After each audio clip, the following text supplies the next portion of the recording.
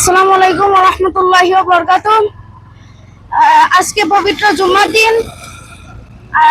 দ্রুত বেরোই পড়লাম। আজকে 12টার দিকে বেরোই পড়লাম। এখন 12টা বাজে। জুম্মার সালাত আদায় করার উদ্দেশ্যে বেরিয়ে পড়লাম।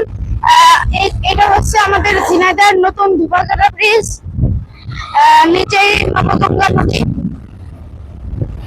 এখন আমরা জুম্মার সালাত আদায় করার জন্য মসজিদের দিকে রওনা দিছি। আমরা এখন ব্রিজ থেকে নেমে পড়লাম। আমরা চেষ্টা করি জুম্মার দিনের সুন্নাহগুলা, জুম্মার দিনের আমলগুলা মেনে চলার।